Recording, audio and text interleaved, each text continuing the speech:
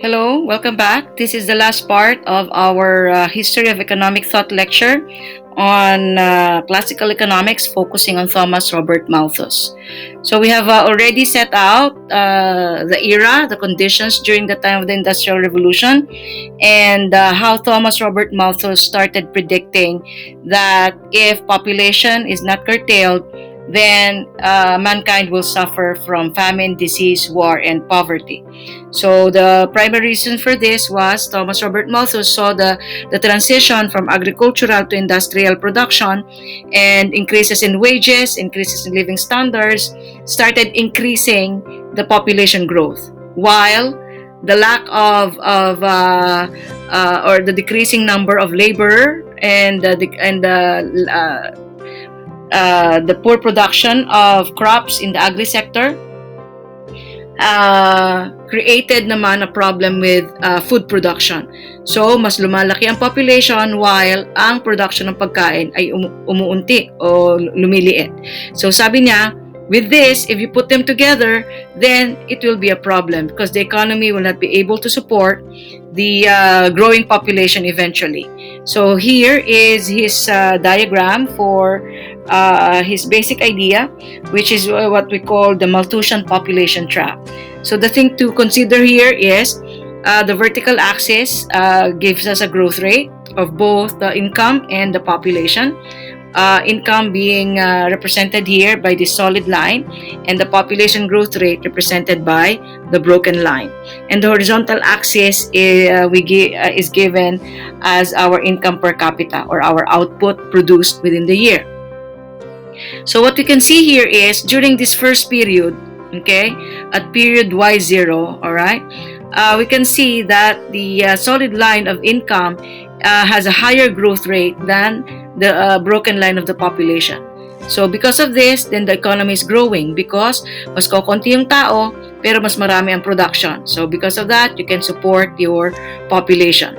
But as we move towards higher income brackets, okay, from moving to Y1, okay, then from the intersection at point A, you can see that the population now starts increasing, brought about by what we have discussed in the previous video, na sa pagdami ng production, sa pagdami ng kita, o pagdami ng income, nare-reinvest yon, law of accumulation, at habang nagre-reinvest, dumadami ang capital stock, dumadami ang demand for labor, tumataas ang wages.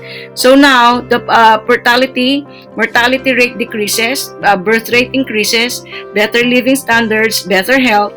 So you have a population that's growing. And now it is surpassing, the population growth now is surpassing the growth in income. And because of this broken line coming out, and the income growth now lesser in terms of the population growth rate, this is problematic. This is what Thomas Robert Malthus was saying. So anywhere between Y1 and Y2, if you are able to go to point B here is what we consider the unstable equilibrium here.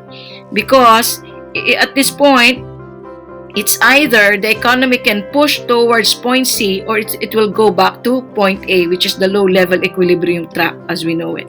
So kapag hindi na-curtail itong mas mataas na population growth, then the economy will start experiencing famine, war, poverty, and the population will start decreasing again until it reaches or it goes back to point A. Now, for some reason at na-curtail ang population growth or napa-increase ang production ng income than the population kasi nagpa-plateau ang population up to a certain period, and it is shown in this area. Okay? At ang population becomes lower again than the income growth, we can see that from point B, we can move to point C. Okay? But this will not be maintained if, again, the population starts increasing higher than the income growth rate, in which case you go back to point C. So here, Thomas Robert Malthus is saying that if we do not curtail population, then we will forever be going back to a low-level equilibrium trap at this point. Of course, he was not able to predict the increases in technology and food production that we see today. Okay?